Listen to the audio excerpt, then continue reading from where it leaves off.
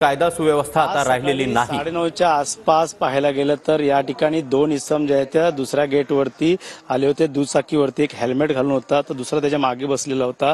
मात्र इकडनं त्यांनी पुन्हा युटर्न मारत संजय राऊत यांच्या मैत्री बंगल्याच्या बाहेरनं युटर्न मारत पुन्हा ते माघारी गेले। त्यानंतर कुठेतरी संशयाची सुई निर्माण झाली आहे। त्यामुळे या ठिकाणचे सीसीटीव्ही फुटेज पडताळून सुनील राऊत हे त्यांनी पोलिसांना दिलेले आहेत आणि पोलीस आता त्यांच्या पूर्ण घराच्या इकडं जे ते आलेले आहेत आणि याच ठिकाणी रेखी केल्याचं एक प्रकारे या ठिकाणी दिसून येते। पाहायला गेलं तर या ठिकाणी स्वतः सुनील राऊत देखील या ठिकाणी उपस्थित नव्हते। मात्र ते सकाळी पहाटे आले।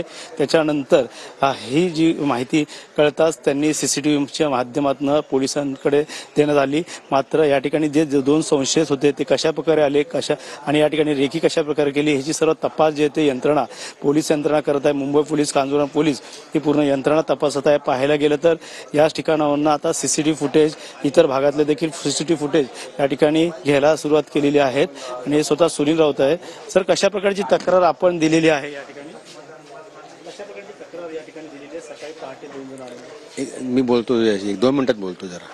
चालेल। या ठिकाणी पोलिसांशी संदर्भात ते माहिती घेत आहेत। त्यामुळे नक्कीच या ठिकाणी आता पोलीस देखील पूर्ण यंत्रणा तपासत आहे। सीसीटीव्हीचं पूर्ण पुढचा गेट असेल, मागचा गेट असेल, सर्वच पडताळणी या ठिकाणी मुंबई पोलीस, कांजूरमार्ग पोलीस करत आहे।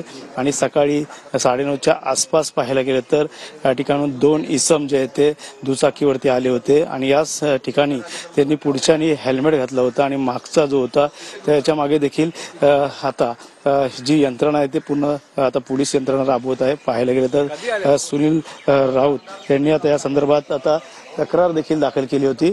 त्यामुळे नक्कीच पाहायला गेलं तर या ठिकाणावरती आता सर्व सीसीटीव्ही फुटेज तपासणी पडताळणी जे ते पोलीस करत आहेत। पूर्ण पंचनामा या ठिकाणी घराच्या आसपास रेखी कोणी कशा प्रकारे केली याचा देखील शोध करत आहे, तपास घेत आहे। मात्र संशयाची बघायला गेलं तर या ठिकाणी आता पोलीस कशा प्रकारचा पुढील तपास करणार हे देखील आता पाहणं गरजेचं। नक्कीच या ठिकाणी आता सुनील राऊत देखील आलेले आहेत आणि सुनील राऊत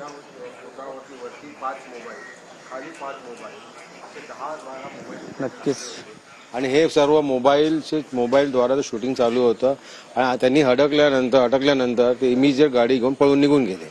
मी शूटिंग माझ्या घरच्या कॅमेरा शूटिंग केल्यानंतर ते क्लिअर सगळं दिसतंय की ही कुठली एक बाईक आहे। त्यांनी संपूर्ण हेल्मेट घातलेलं आहे, जॅकेट घातलेले आहे, चेहरा दाखवत नाही आहे आणि त्यामुळे ही वातावरण अत्यंत संशयित आहे।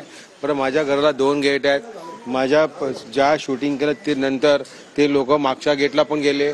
त्यामुळे वातावरण पूर्ण संशयित आहे। त्यांच्या बाबतीत जे कळतं की काहीतरी त्यांच्या मनामध्ये वाईट हेतू असावा। मुंबईमध्ये आपल्याला माहिती आहे गेले 1.5 महिन्यामध्येच बाबा सिद्दीकींची ज्या प्रकारे निगरून हत्या करण्यात आली त्याप्रमाणे इथे काही होऊ नये म्हणून मी पोलिसांना ते कळवलेलं आहे। पोलीस त्यांचं काम करतायत, शोधतायत। परंतु माझी एवढीच विनंती आहे की सरकार काय आम्हाला प्रोटेक्शन देणार नाही।